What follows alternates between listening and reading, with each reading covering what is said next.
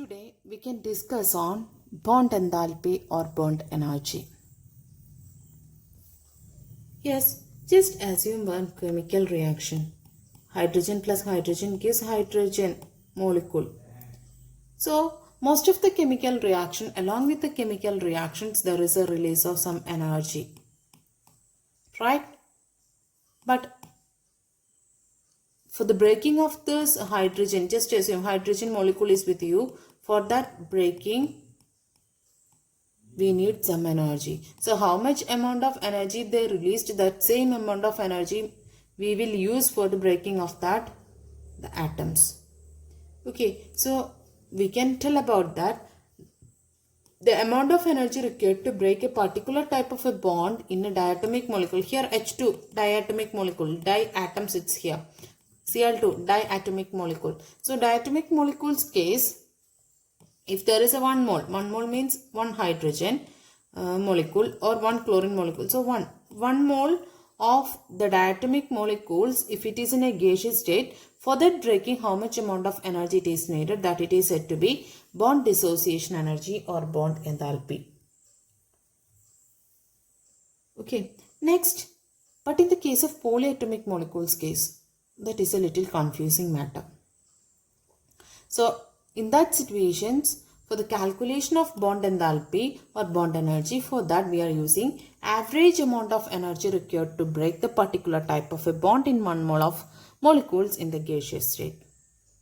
With the help of example, I will explain this definition. How? Just imagine water molecule. You know that it is a polyatomic molecule. More number of atoms it's here. It's not a diatomic molecule. So here, when HOH, this is a water molecule, we need to break this bond. That means one OH bond we have to break. Here both sides, this is one OH. When you consider this side, this is also another OH. So 2 OH it is here. So for the breaking of this one, how much energy we need? I written one energy, that is 498. Then you got it that after breaking H plus OH. Then this OH we need to break it again. Here we all broken this OH, but here again OH you got, that OH we need to break it again, but the energy it is having little difference. Here we break OH, next also we are going to break with another OH, but both having the different values. So if we are considering the same kind of the bonds, their bond energies is different. So how the way we will calculate the bond energy of this type of a polyatomic molecule? So for that we are using one rule, that it is that take the average of these, the bond enthalpies of these two OH bonds. Average means plus 498 divided by plus 430 divided by 2. You will get one value. That value we will consider as a bond energy or bond enthalpy of that particular OH bond of water. Here I written for 90. Okay, you will got 464. Just assume another example, methane. Methane we need to break it into carbon plus 4 hydrogen. We need to separate like this. If it is carried out in a single step, it needs 1665 kilojoule per mole, that much energy. Okay, but when we carried out this in a different steps, what's the situation? We can check now. CH4, for our reasoners I put it like this, we need to break CH bond. So for that CH3H, CH4 it is. For CH4, for our reasoners I just written as CH3H. So for breaking of this CH bond, we used 427 kilojoule per mole. So after this breaking you will get CH3 plus H. Then again, so 1H it will be there, you wait. Then take this CH3 again, and from that again you want to split into 2 CH. So here CH3, for our reasoners I put it as CH2H. Then we need to cut it again. So you will result CH2 plus H. Okay. So for that there is another value. We are doing CH bonding in all the cases. Here CH bond we did. Here also CH bond we did. The breakage. But the different energies we need to break that type of a bond. Then another. Again CH2 you take it. For our listeners, instead of CH2 I used the CHH. Then when you break the CH bond, how much energy you need? 452, another value. Then you got the CH again. Breakage, C plus H will be there, another value. So as per this rule, average of these four values, it will be resulting the value, bond energy or bond enthalpy.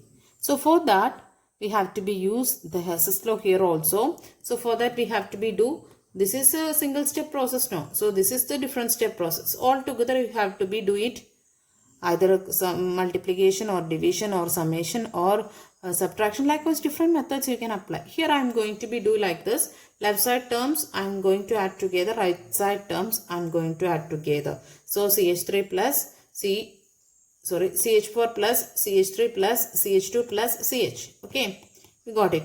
Right side words. CH3 plus H, CH2 plus H, CH plus H, Ca plus H. Likewise you can see.